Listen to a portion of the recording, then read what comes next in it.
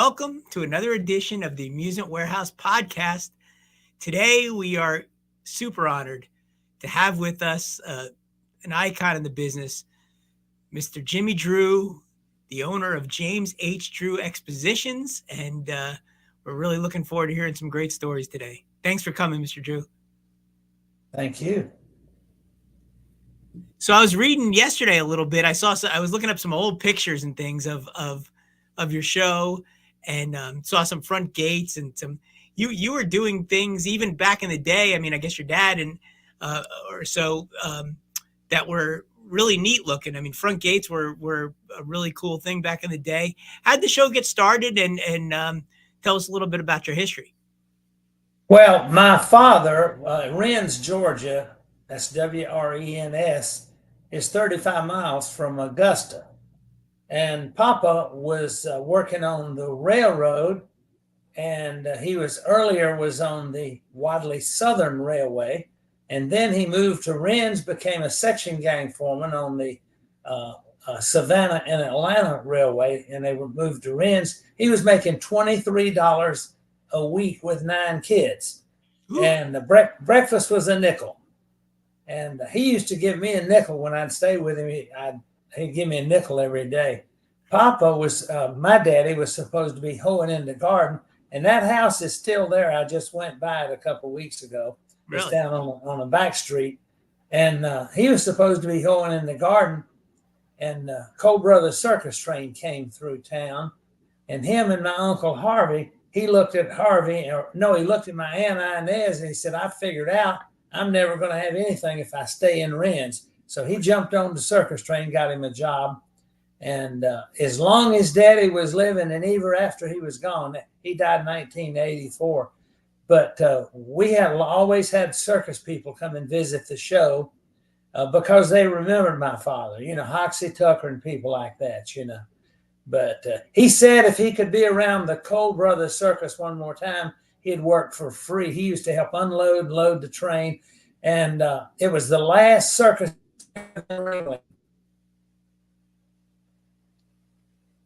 So in 1948, him and my mother got married in the 30s. In 1948, they bought a carousel with 20 wooden horses. That's the only ride we still have. And I've restored it maybe 2 or 3 times. And it's one of the most beautiful carousels. It's a 20 horse, 2 abreast. You don't see many of those, No. And what manufacturer was it? Who made it? Alan Herschel. It's a Herschel. Okay. Yeah. He borrowed 10. He didn't have any money. He borrowed $10,000 from his sister, Inez, one I told you, lived in Texas. Her husband was a typesetter for the Dallas Morning newspaper. And so he borrowed that $10,000, put it down, and then he couldn't make his notes the first year because of rain. And he got to Princeton, West Virginia.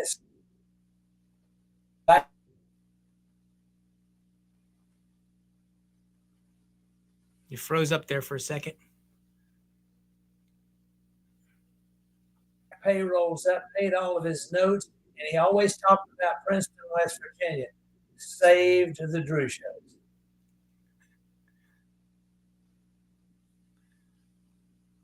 Your internet's freezing up a little bit, unfortunately. Okay. Well, there you go. Okay. There you go.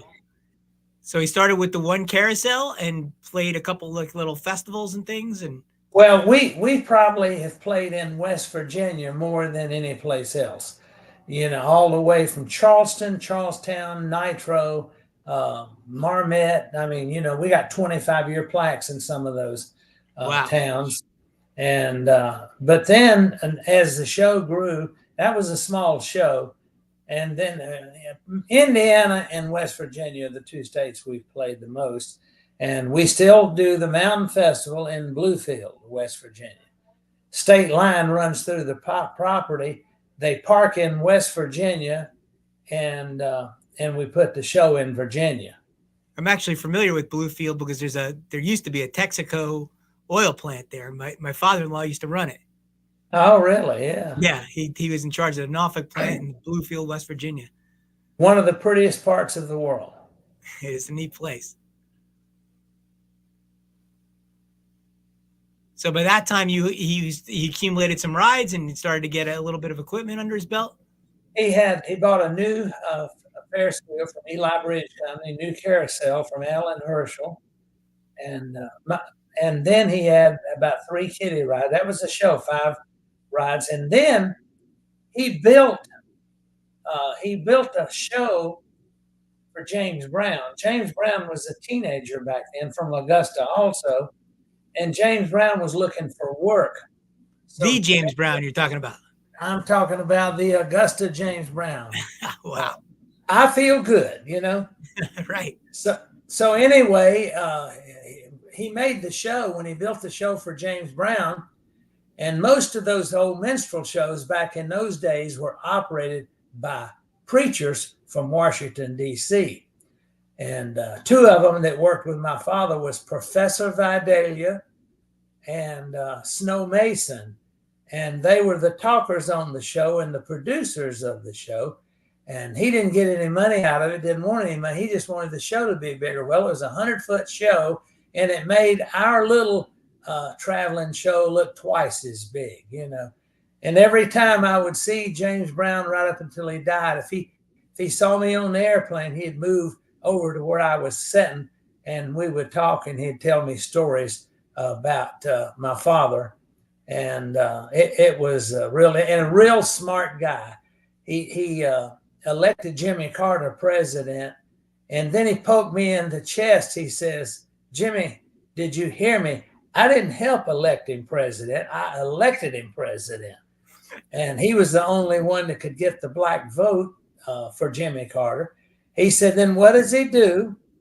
He don't return my phone calls. He never invites me to the White House." Oh, no. He said, "Then he insults me by sending a light-skinned black man to Africa to represent the United States of America." He said, "Jimmy, they don't want Muhammad Ali. They want James Brown. I am the top man in Africa." Well, he's definitely confident, Mr. Brown, huh? And I got a picture of that. You ought to have one of those pictures. I've got a picture of James Brown when he was a teenager singing. He was born in 1933, and this would be, I guess, the late 40s or something, And you maintained that relationship his whole life? Oh, his whole life. I came up with, they say when you get ready to write music, if the idea is the whole thing, they say a good writer can write the song if you come up with an idea. Well, I had the idea for him, excuse me, but he died before I could tell it to him. Oh, no. I want to take him to Nashville with some of my producers, country music people, put him in the Ryman Auditorium, and then he comes out and shuffles his feet. He does that moonwalk. Mm-hmm. And he would come out and say, with this real sad look on his face, and he would say, my wife left me on the same day that my house burned down, and she took the dog. And he said, "I've had all bad." And then he shuffles his feet and he walks out on the stage and said, "I feel bad." That's, his big hit was "I Feel Good," right? Right. So this was going to be a country music, "I Feel Bad." Yes. But I never did get around. Procrastination is a disease. And I never got around to giving that idea to him. He would have really made something out of it. I feel satisfied. A country song. Yeah. So like most shows, I guess back then you had a lot of carnivals. You had a lot of shows traveling with you, or just? Well, they were, and let me tell you why it was that way. We didn't have frequency drives and electronics and all of that stuff. And we had gasoline motors, farm motors is what they were, John Deere case motors, Caterpillar motors on the tilt-a-whirl. And we had small, just enough small generator to run the lights. And so back then it was all shows and games and food. That's just what we had. And the food was canvas. They had to carry everything. They didn't have trailers back in those days. I've got a picture of my father who was happened to be with Colonel Tom Parker on the L.J. Heth show in Alabama. Now, Colonel Tom told me that story himself, and I got a picture on one of my passbook covers, 1937, of Colonel Tom Parker and of the show, L.J. Heth shows in Alabama. And that, then the reason they put 4 Ferris wheels in a lineup is because there wasn't any rides. You had a carousel, Right. you had Ferris wheels, a swing, and maybe a heyday or a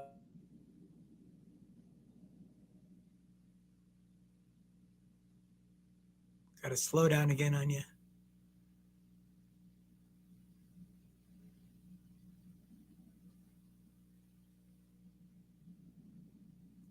We lost your you're frozen.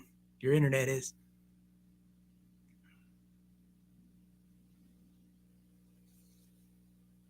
Keep talking, Mr. Drew, if you are, because I can't hear you. Oh, there you are. You're back now. Yep, you're frozen. Mm-hmm. So you said that the you were talking about the show putting 4 Ferris wheels and they put 4 Ferris wheels because to make the number of the ride count be greater. right. They weren't many rides back then, so they put 4 Ferris wheels together, and that was 4 rides, and it was very interesting. My father and my mother were maybe about 10 years was with the F.E. Gooding Amusement Company in Ohio. Okay. I know you heard about that. Sure. And that's when he decided to go out and buy a carousel, and then the Ferris wheel next. And he always talked about Alan Herschel and Eli Bridge, how good they were to him, because he didn't have any credit, and they let him pay for those rides over time, and that's how I got started. And that's I was thinking about that because I've done a few shows on history and was talking about Conklin shows and things. And excuse me, the process of buying a ride, we take it for granted now because you go make a phone call or you go see him somewhere. But how did you even do it? Did you do it through letter or billboard, or how would you do it back in the day? It must have been crazy. Well, I've got a copy of the contract on my wall of my portable office of Alan Herschel when he paid $9,500 for that carousel with 20 wooden horses. Now, each one of those wooden horses now is probably worth 2 or 3 times more than he paid for the whole machine. Right. And they just signed a contract, and they did it in the mail. It was mostly by your word. You did a lot of stuff by your word. Then, Absolutely. After my father passed away, I like to never got our route straightened out because he didn't have contracts for a lot of the fairs. They would just do it on their word. And my problem was figuring out what date that it was supposed to be, so they would all be sequenced in order, Right. Fit together. Now, if you go look at the history of Bernard Thomas and Patty Conklin, they look just like the Drew shows back then with the same Eli Ferris wheels and those old carousels, That's all there was at first.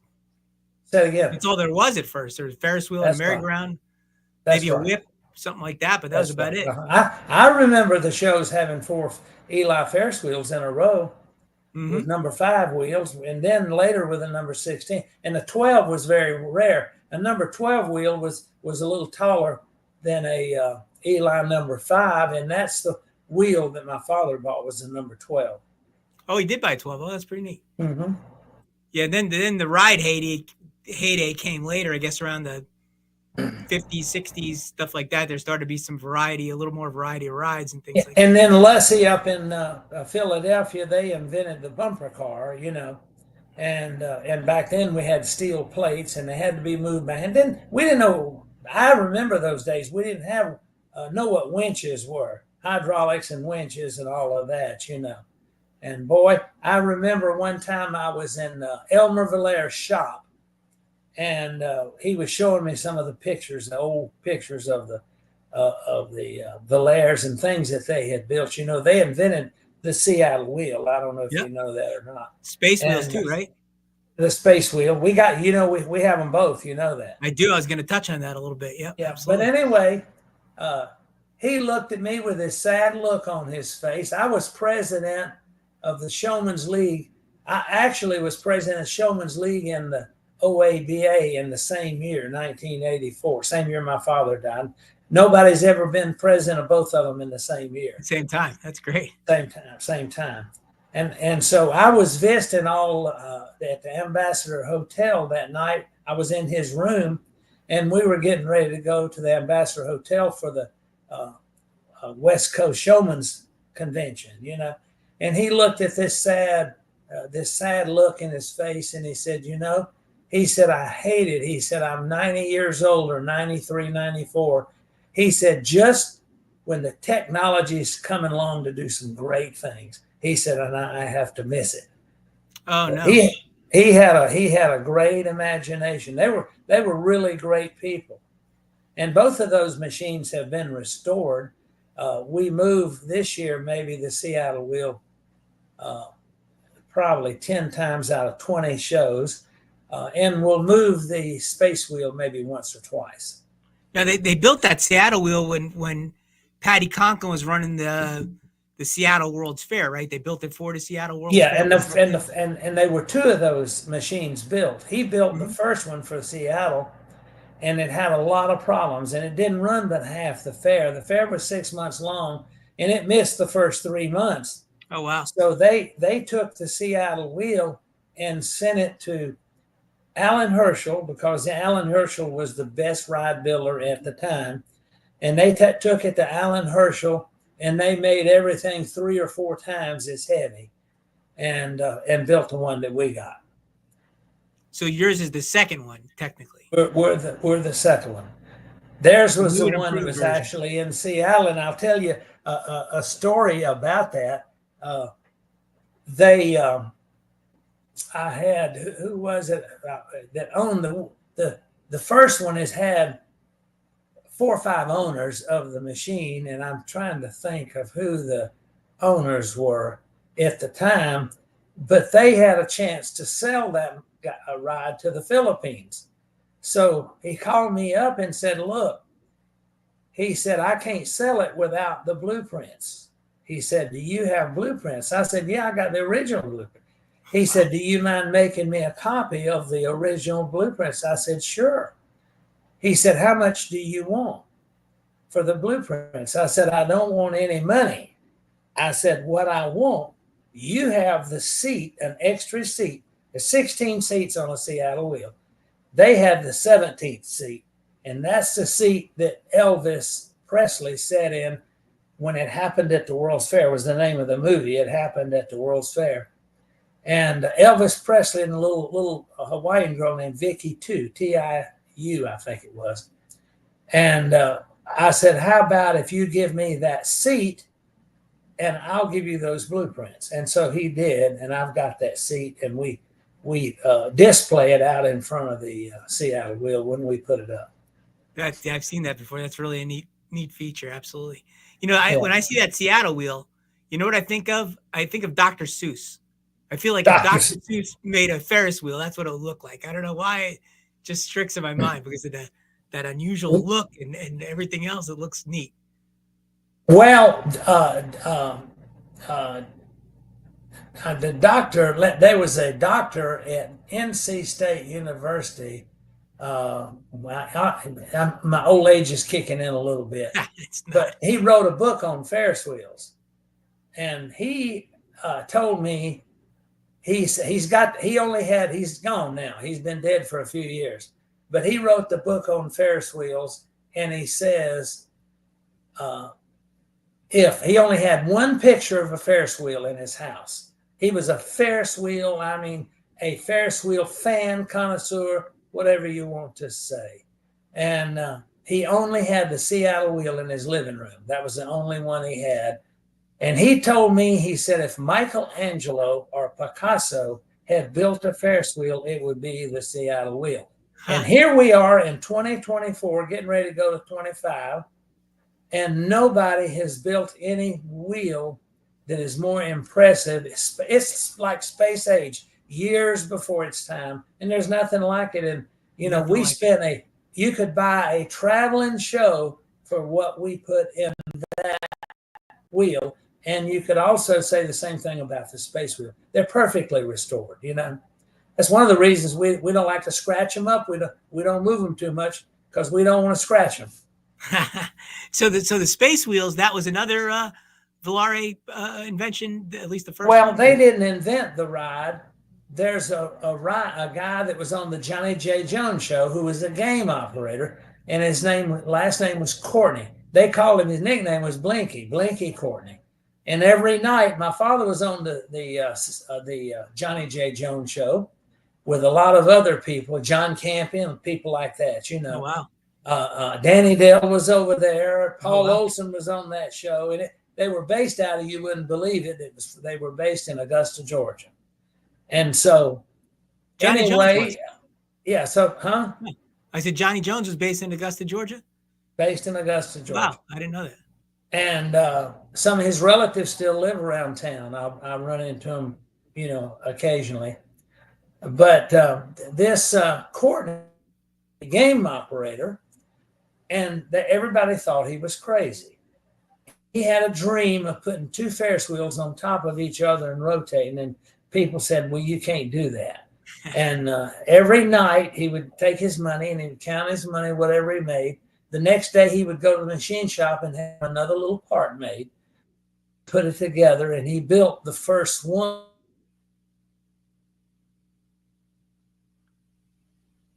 Oops, you froze up again. Hold that thought. He built the first one is the last we heard.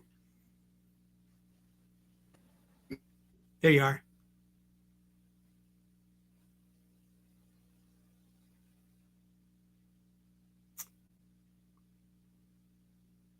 Wait, now, Mr. Drew, come back.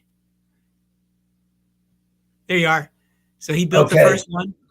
He built he's sold the rights to his to the Valaires, and they came up with the money, and they had the money to develop it. And the first one they built was a sky wheel with a huge oak base, and it wasn't trailer mounted.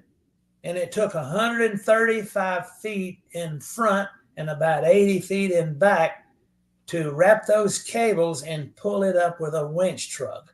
Wow. And the reason I know 80 feet and 135, because I'm the one that was a lot man on the Drew shows, and I had to lay it out at the Augusta Fair in the fall, and there was only one place on the grounds it would fit. And Jimmy Haynes, I don't know if you ever heard of him. Jimmy Haynes was a skywheel foreman.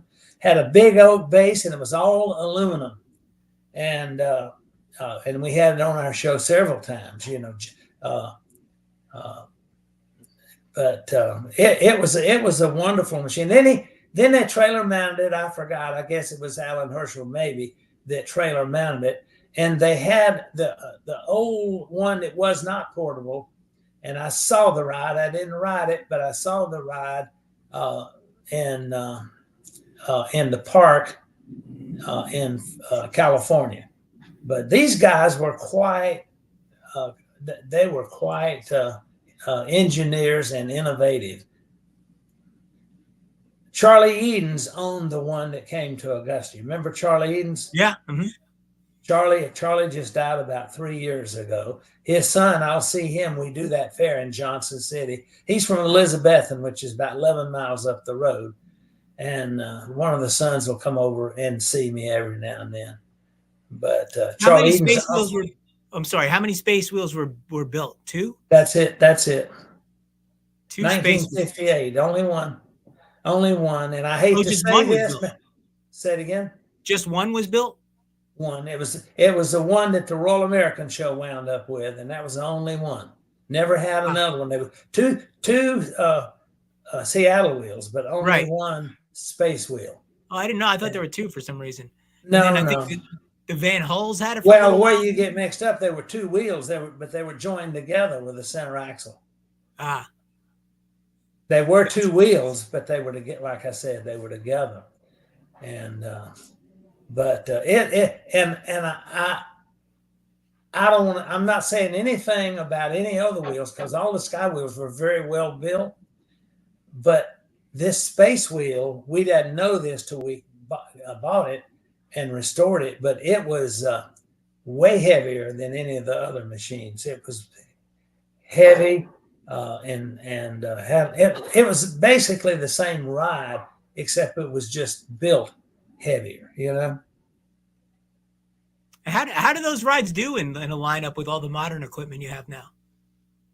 Seattle wheel hold up with everything. Really? The sky wheels are, maybe if you're on a big fair, the space sky wheels of the Seattle wheel will be right at the top one or two or three with the things today. I'm talking about Hmm. new modern things, but it has more capacity. Like one of the machines that we have just came out of Holland. uh, it's only got 16 seats, or not 16 seats, 8 seats. So you can't keep up with the capacity. But now the space wheel, if you put it, it'll be in the top 10, Wow. the space wheel, but not, it won't be up there at the first two or three, like a Seattle wheel. Now, so you've got the two wheels and the carousel that you mentioned, but you also have the band organ that you restored and looks beautiful, and you bring out. I restored that band organ in 1994 and 95. It was off the road for 2 years. Mike Kittner in Carlisle, Pennsylvania was one of the most wonderful people I ever met in my life. Carlisle, Pennsylvania. He spent 2 years doing it. And Rosa Patton, she did all of the front. And when it's all 24 karat gold leaf on the front, it's silver leaf on the front, and it's just absolutely beautiful. And this organ owns the largest number 165 Wurlitzer collection of music in the world. Is that Now, right? there are not that many organs. Maybe, I don't know if there's 50 organs that play 165 music or not. I'm not sure.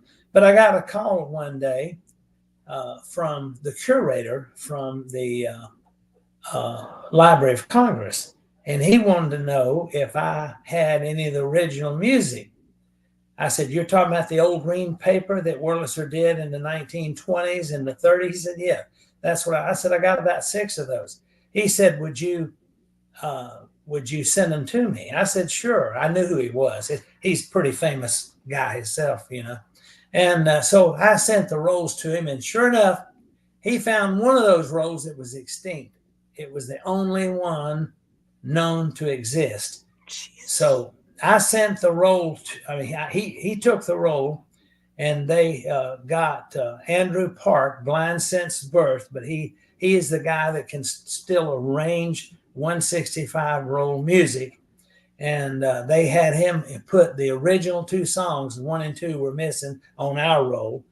And they rearranged them and put them in number 1 and 2, and they had to change the tempo because the organ rolls, the reason it gets so complicated is as the roll gets bigger, it travels a little faster. So you got to space the notes out a little more, you see.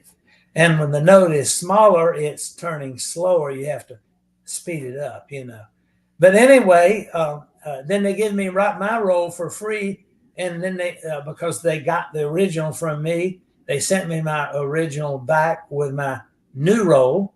And then they distributed the other ones to different people that had 165 music.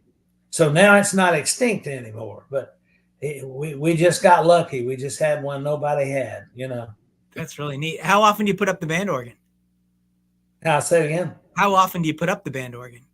What do you mean put up? How often do you display it at fairs? Display it. We about the same time as Seattle, 9 or 10 times in the year.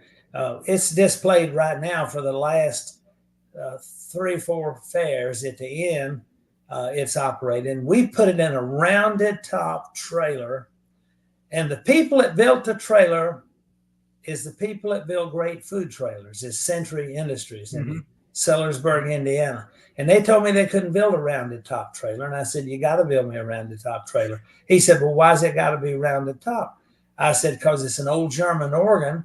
It's actually a Wurlitzer organ, but it was converted from German music to Wurlitzer music." And I said, "All those old German machines were rounded top." I said, So they thought about it a little. They said, well, we can do that. So they put it in a rounded top trailer, and we put the organ that needed to be in the middle of the trailer because it's not as big.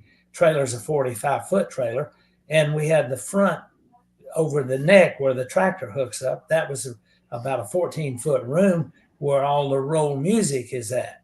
So we couldn't live with that, having the organ on the back end of the trailer, because it needed to be in the center. So we put 14 feet in the front for the music, and in the back we added 14 more feet, and we had to do something with it. So we made an office out of it. It's incredible. I remember I saw it once. I can't remember. It was, I think it was with one of the Vivonas or something. You were showing it to him, and it's a heck of a piece. I mean, it's just amazing. It's beautiful, and it plays in tune. We just had it last year. Took it to Joe Hilferty in York, Pennsylvania, and he kept it for about 2 months, and he tuned it. And a couple of the notes weren't working properly, and he fixed it all, and it's in tune. And it's the only organ in the world also. It not only has every roll available, and that's only about half of the rolls that survived. I've got the catalog of the Wurlitzer music, and we own about half, and we still own more than anybody in the world. But the other ones either got burned up in a fire, nobody bought them, they didn't make any of that one because nobody bought them, or whatever. But we've got every one that exists. And Matthew Caulfield from Rochester, New York. Matthew is the expert. I asked him one day. I said, Matthew, could you tell me who is the best roll expert in the world? I said, you was with the Library of Congress for, I think, 37 years. He said, well, let me think about that a minute, Jimmy. And he thought, and he thought. He said, that would be me. But not sure if it's me. But he's the guy. He's the guy. So I asked him, I said, could you work for me for as long as it takes? We only had about 40 rolls for the machine. And now we've got, I don't know, 300 or so. I said, could you work with me to get me this collection complete? He said, I could do that. And I said, you just send me a bill. I didn't ask him what it was going to cost.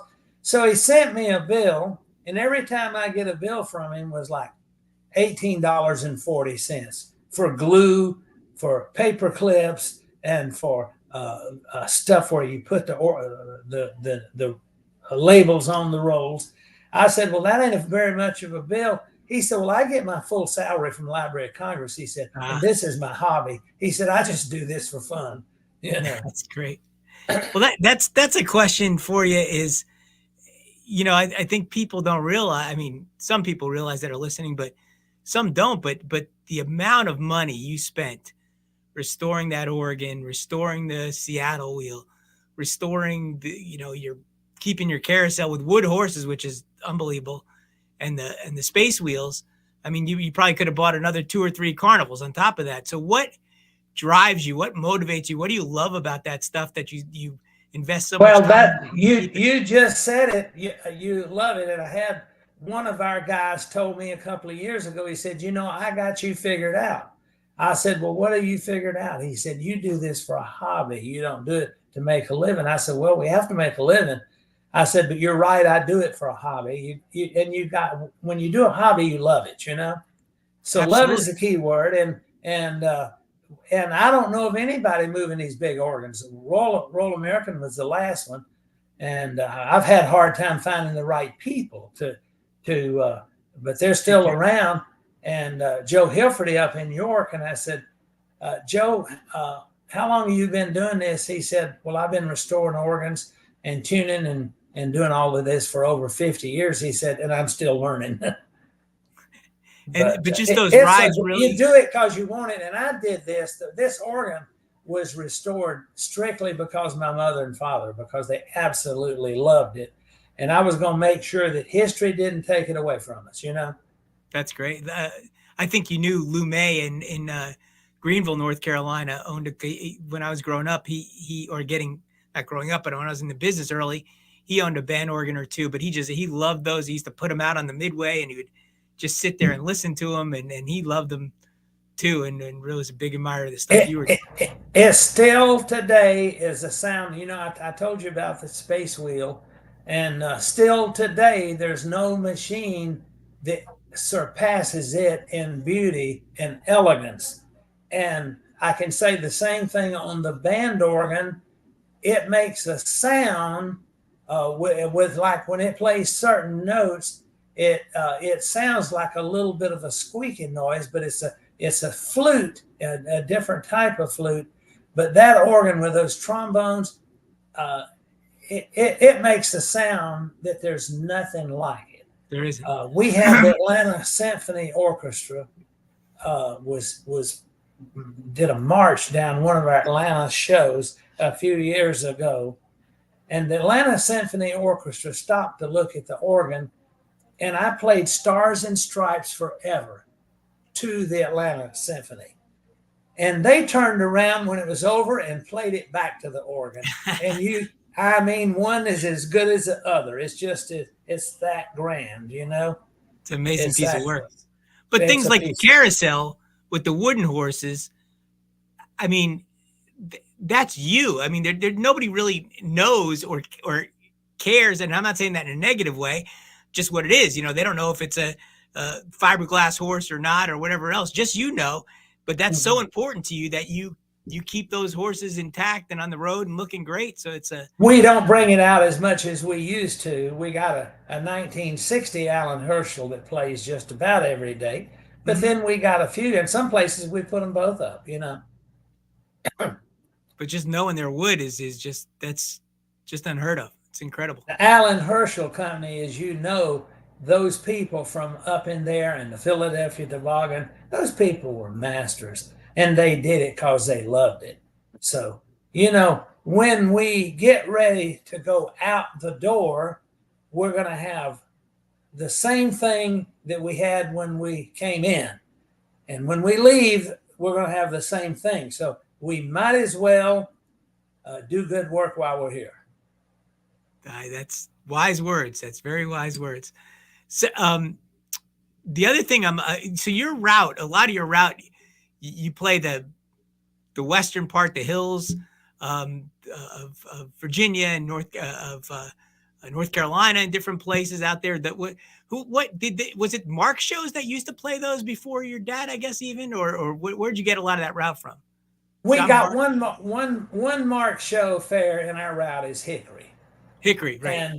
And when he retired, he sold that to Danny Dell, and then Danny Dell, and after Danny Dell retired, it went to Paul Theodore and Jerry Murphy and Straits. The three of them were partners, and then we came along in Hickory after that. And my mother's first cousin just happened to be the manager of the Hickory Fair.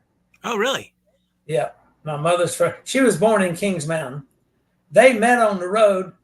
My daddy took off with a circus, Cole Brothers. My mother took off with another circus. Somewhere or another, they met, and it took, my mother had a saying, I never heard it nowhere except the North Carolina mountains. She'd say those kids, they dated for the longest time, but it just didn't take. Well, my mom and dad, it took. That's great.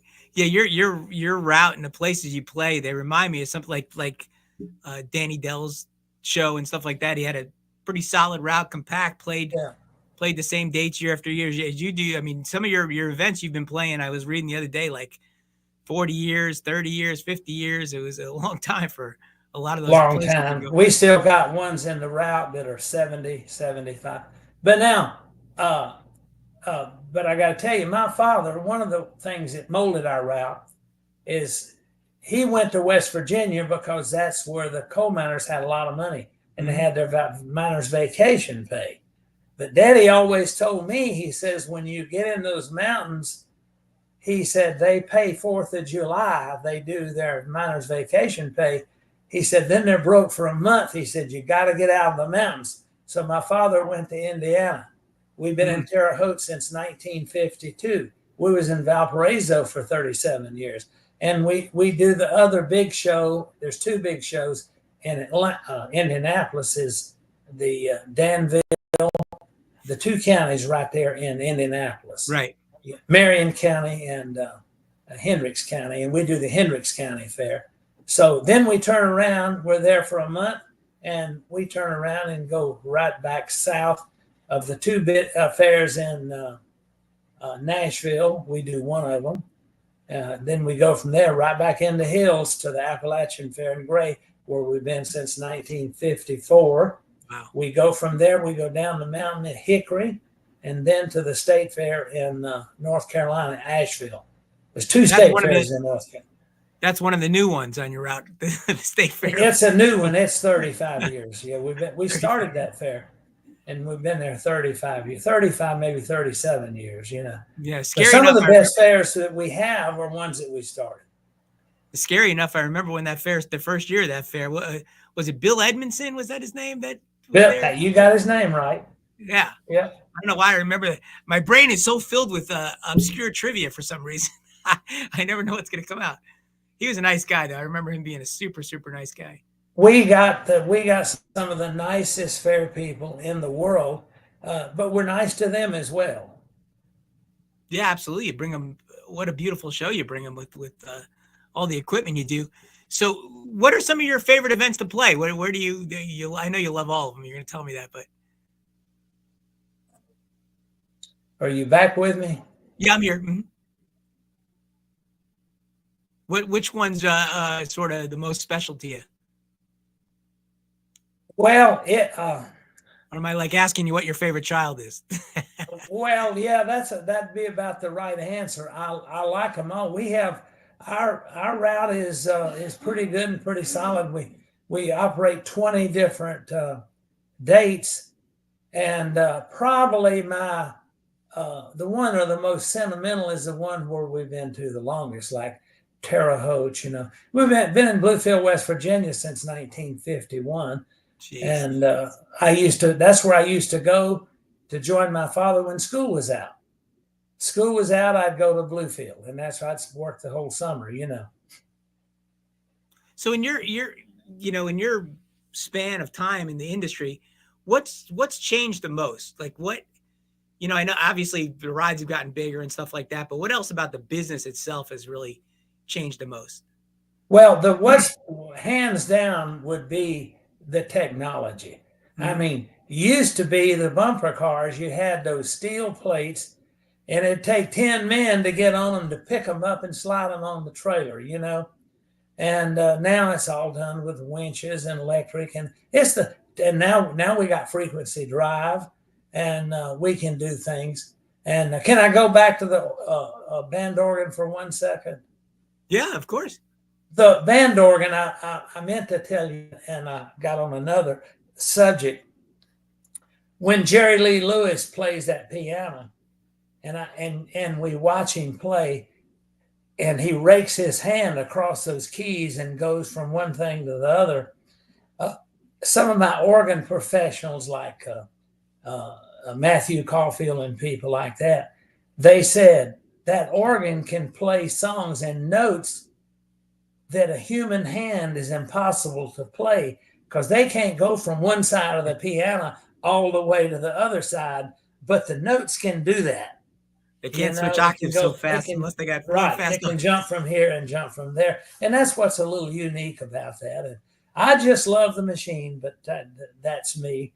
But there's a lot of people do, and the people that do love that machine, most of the time they're some of the most influential people, like a governor or a commissioner or somebody like that. Those are the people that will really can get into it, you know.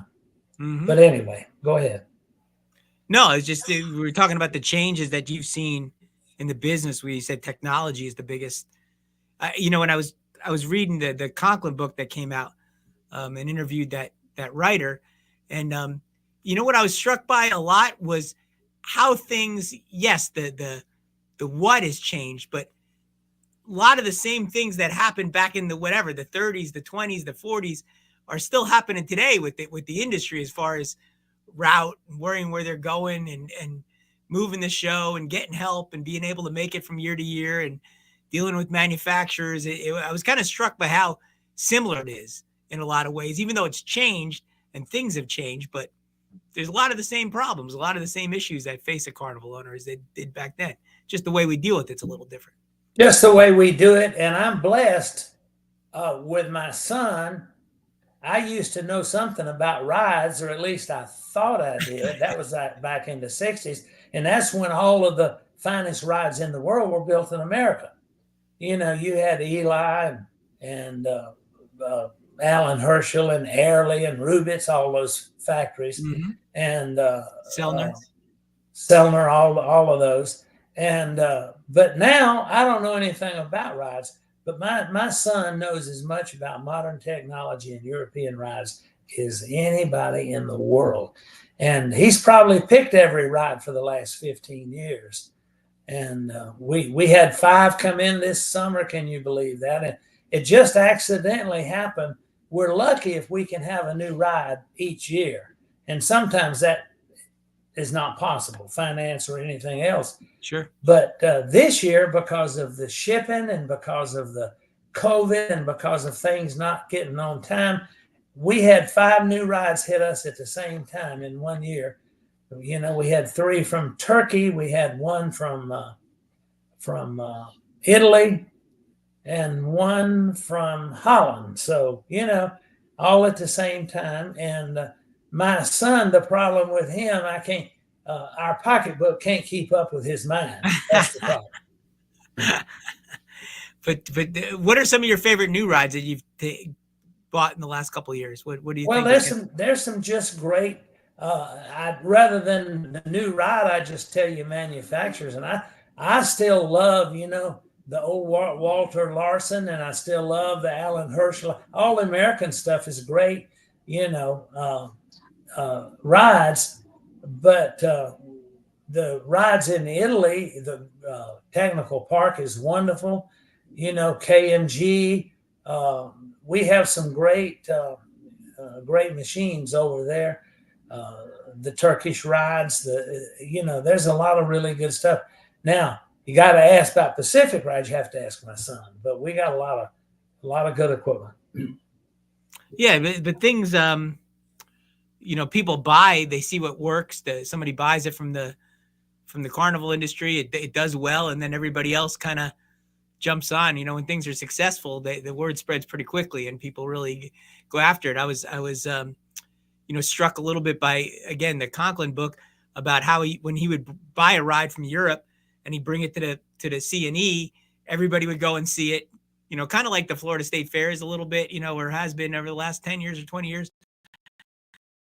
But everybody would see it, would see what was doing well, and then, you know, they'd wind up buying the ride and try to be successful with it. Yeah. Oh, yeah.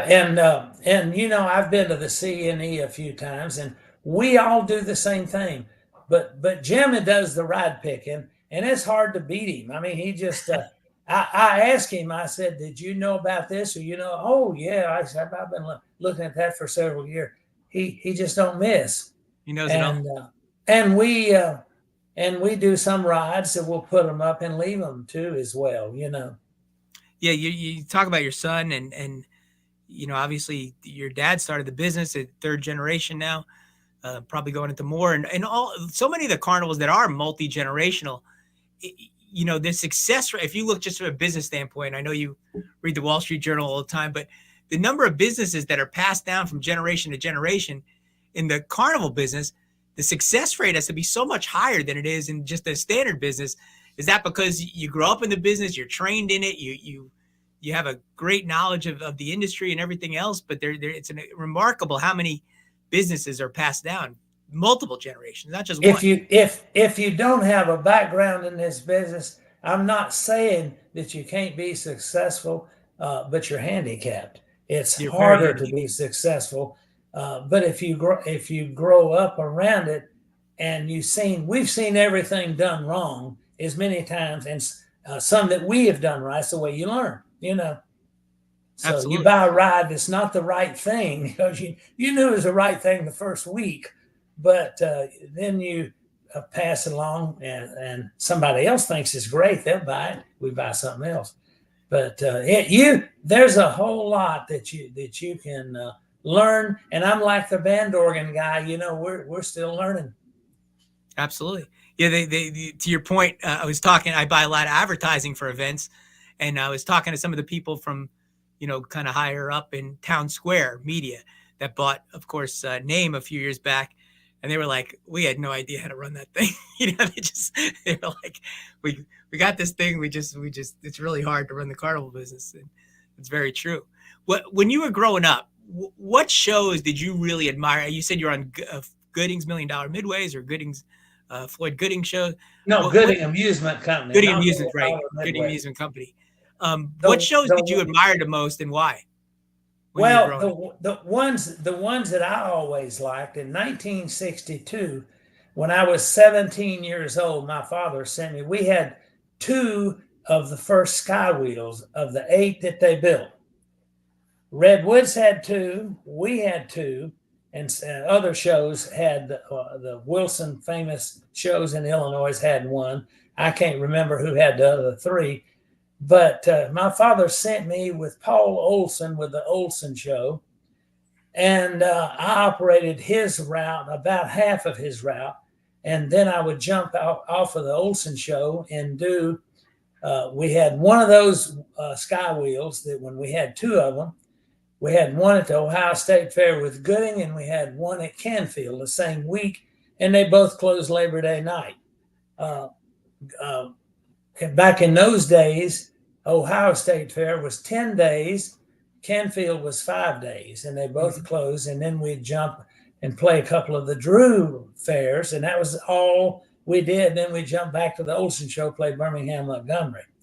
And I really admired those railroad carnivals. They were 6 railroad shows in 1962, and we have just witnessed the elimination of the last one, which would be Straits.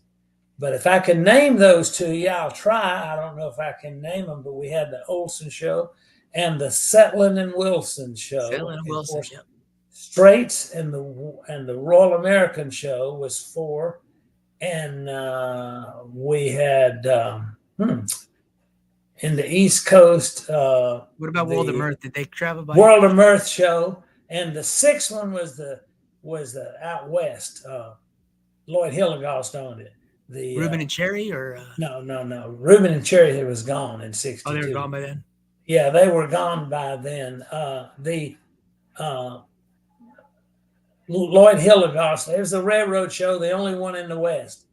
I'll think of it in a minute. Huh. But anyway, that was the 5 in the East and 1 in the West. That was all the railroad. And we always used to wonder how long before they're all going to be gone. Well, we know the answer now, but it just happened, But Straits, I love being around. I used to go help load the train. Jack Morgan was the train master on the Olson Show, and I used to go hang out. I was always a mechanical guy.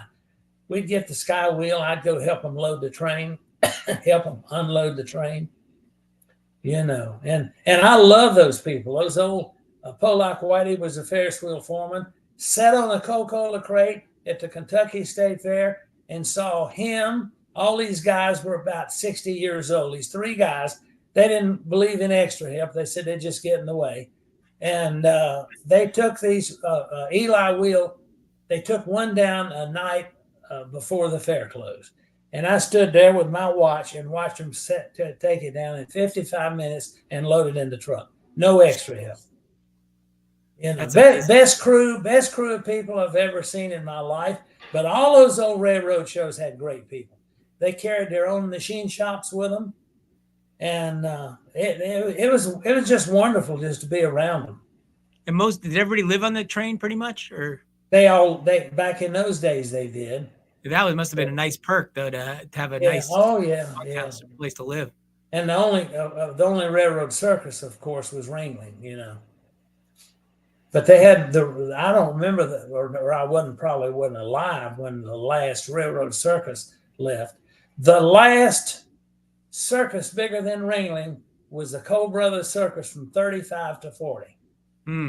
That was the last one. My father said he'd work for free if he could just be around it one more time. That's amazing. So, you know, we went over so many interesting things, but um, what do you, how do you look at the future of the industry? You think it's bright, or is it dim, or do we have a good shot at making it a few more generations? How do you feel about the industry in general?